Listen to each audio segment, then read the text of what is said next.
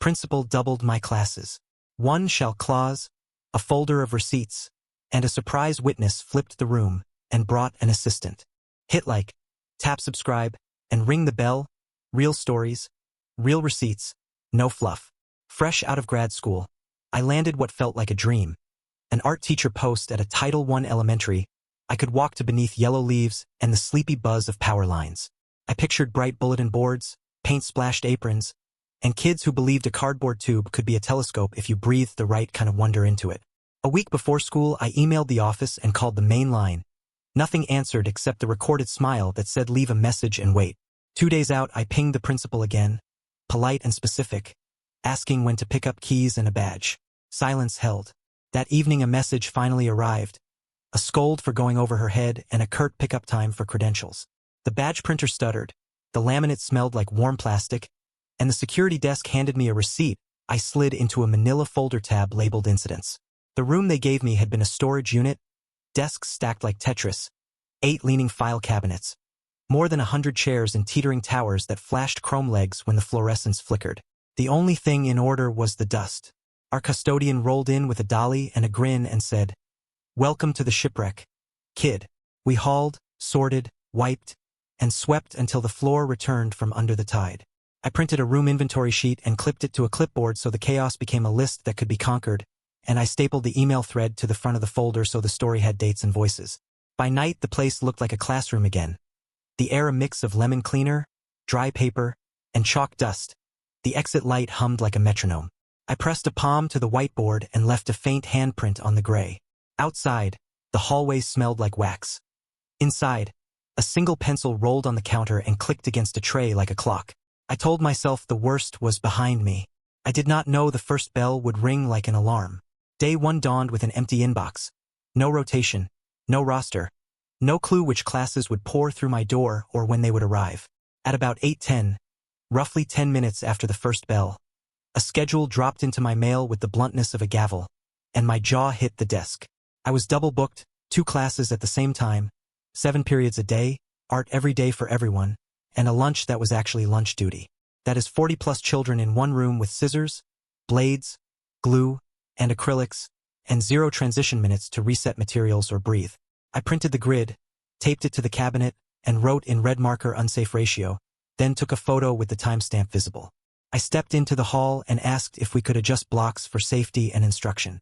She arrived with a class behind her and said, "It is your first year, you do not know what you need. Deal with it."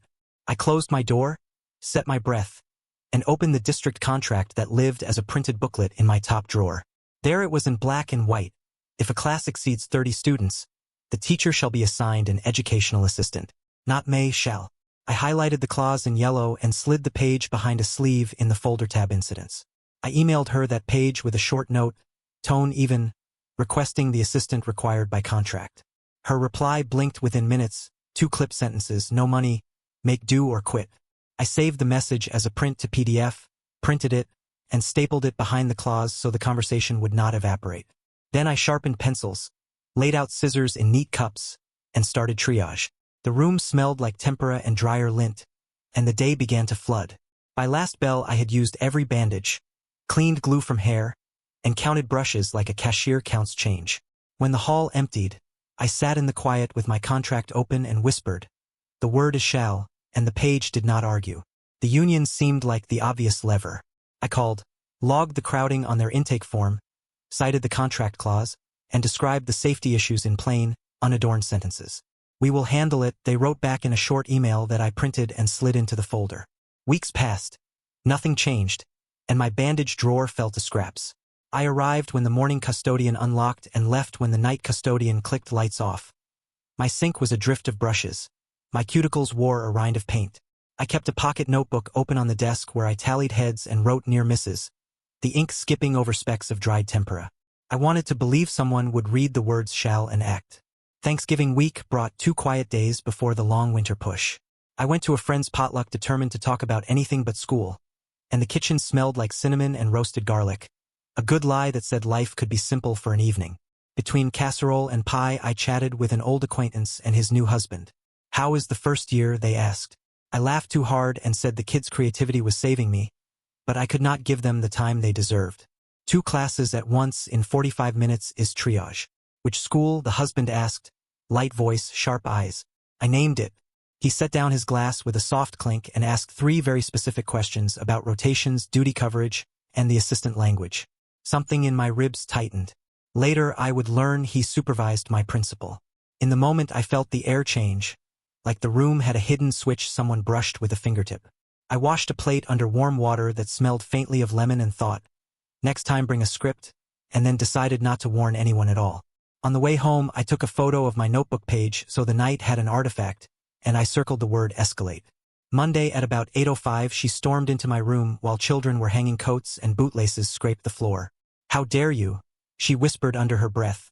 If you ever go around me again, I will make sure you never work in education. I stood there blinking, adrenaline hot and stupid, and set a cup of pencils back into its tin so my hands had a job. That afternoon at staff meeting she unveiled a pilot schedule aligned with best practices.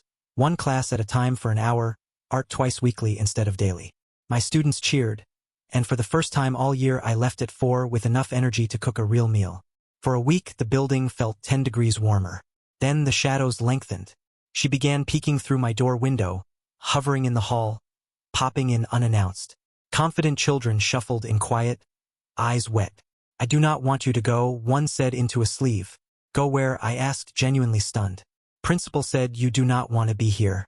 The words landed like a cold coin dropped into a glass. The day before winter break she entered with our building rep and slid a document across my table. A teacher support plan with boxes and bland verbs. Renewal would depend on growth, she said without looking up. The rep giggled. They walked out. I stared at the plan until the toner looked like a bruise blooming in slow motion. Then I opened my folder tab incidents and added the plan, a copy of my contract clause, and a fresh page titled Observations, Dates, Times. I made a neat photo of the plan on my phone so a copy would live outside the room. When the hallway finally quieted, I wiped my hands on a towel that smelled of lemon cleaner and said to the empty air, enough. I would stop hoping for rescue, and I would begin building a case that read like a recipe someone else could follow. I underlined the word plan, and the underline felt like the first straight line I had drawn in months. Over break the acquaintance and his husband invited me for a drink. Did the double class issue improve? He asked, almost casual. You spoke to my principal, I said. He nodded. I am her supervising administrator. My throat went dry and then steadied. I told him everything, the threat, the unsafe ratios, the denied assistant, the surprise plan, the pop-ins that left children crying because she told them I was leaving. His expression cooled from concern to a calm, working anger. Do not warn her, he said. I will attend the next observation. He sent a calendar invite that night. I took a screenshot and tucked it behind the folder tab incidents so that future me would not trust memory alone. January's first observation day she swept in empty-handed. Smile bright and brittle, perfumed air trailing like a ribbon. A minute later he walked in behind her with a laptop and parked himself at a side table. She froze, glanced at her bare hands, and asked if I had a notepad. No spare notebooks, I said lightly, but here is some poster paper, and please avoid disrupting instructional time next visit. He began typing, the keys a soft rain, and the tap-tap wrote a different kind of truth into the room. I taught. Children drew feelings as weather, stitched clouds to colors, and titled the pieces with verbs. I narrated the why aloud so anyone listening would hear a lesson, not a defense. After the bell he asked for copies of my seating chart and the schedule grid. I handed over clean printouts and a short list of the supplies I rotated between classes because transition minutes did not exist.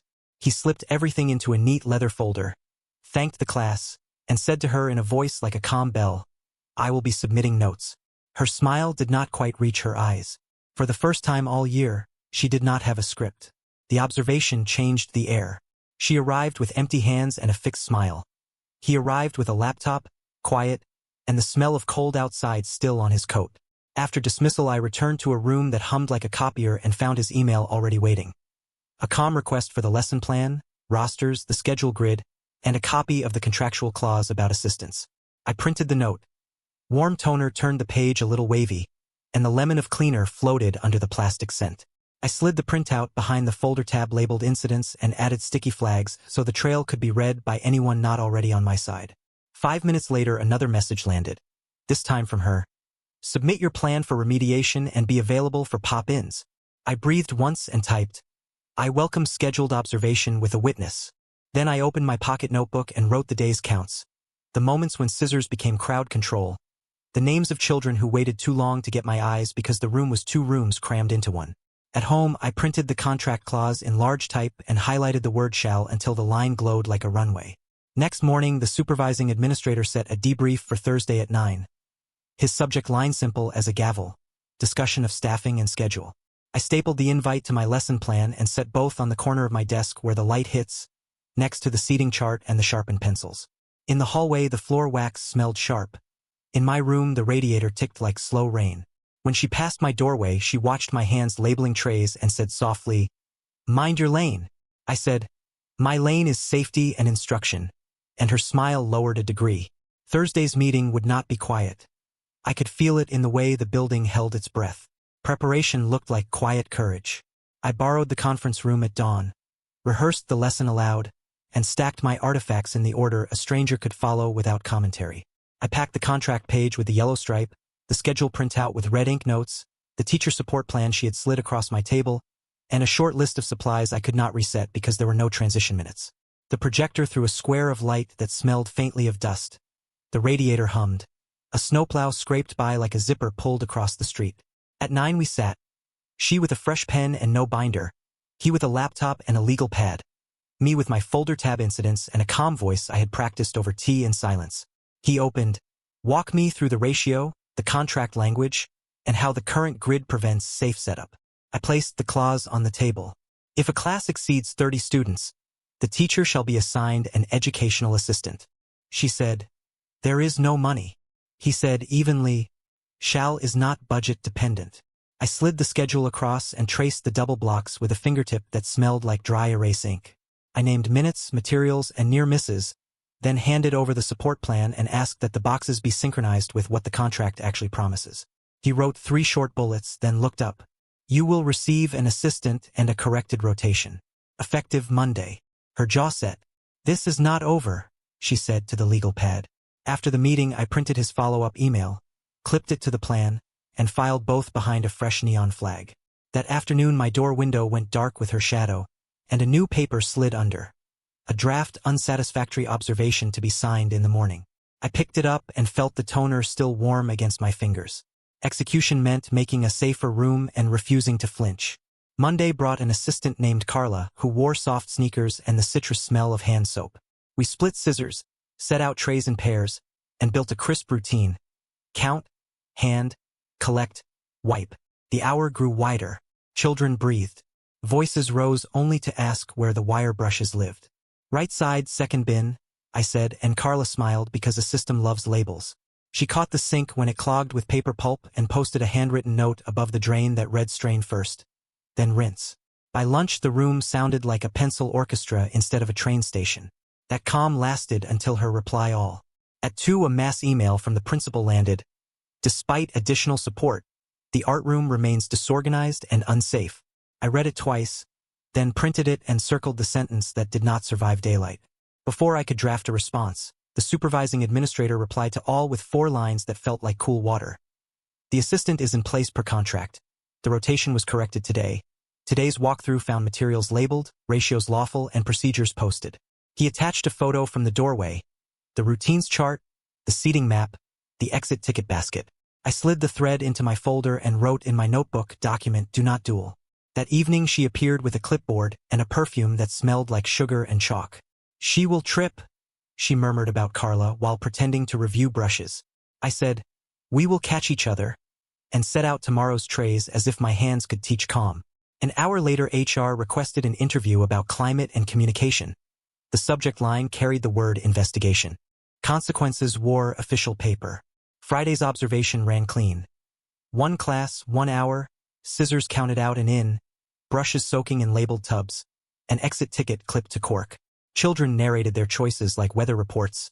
"I chose blue because it felt cold," one said, and laughter skittered like marbles on tile.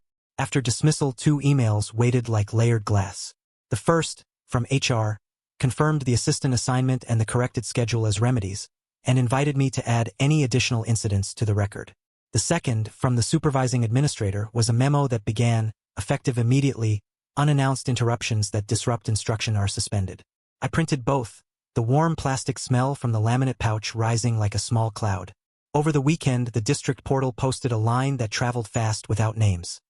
Leadership reassignment pending inquiry. On Monday, the building felt 10 degrees quieter. Her office door stayed closed. The hallway smelled like floor wax and coffee instead of stress. Union leadership stopped by my room at lunch and said, "We should have pressed the clause sooner." I dipped a brush into clean water and said, "Press it for the next teacher too." By afternoon, a substitute administrator took the chair and asked for a copy of my routines chart to share. I made 3 prints and slid one into my binder under a new tab labeled Practice so the victory would teach. Later that night, an agenda line appeared for the board meeting. Personnel action, executive session. I underlined the words and set my alarm, because consequences were still moving. Carla high-fived a second grader who learned the word palette, and the room filled with taps of clothespins as exit tickets went up. Before I left, I scanned today's seating map and tucked a copy into the binder, because routine is also evidence when weather changes. Spring reset the light. The floor smelled like wax and oranges. Paper stacks squared themselves under my palms. Carla's laugh landed like a bell at cleanup. Kids built masks from cardboard and string and told me why their shapes mattered. "This one is a storm," a child said, "but the kind that feeds the garden." My badge lanyard creaked when I bent. My pocket notebook had fewer new pages because fewer emergencies needed ink. I printed a 1-page handout called "Why We Cool Down After Critique" and clipped it near the door where eyes land at exit. The board met, names withheld, and the district announced a rotation policy that echoes our clause in plain language.